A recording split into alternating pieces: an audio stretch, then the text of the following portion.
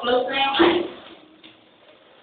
Lord Jesus, salamat po sa birthday ni John Ren ngayong araw na ito. Lord, i-bless mo po siya. Salamat po sa mga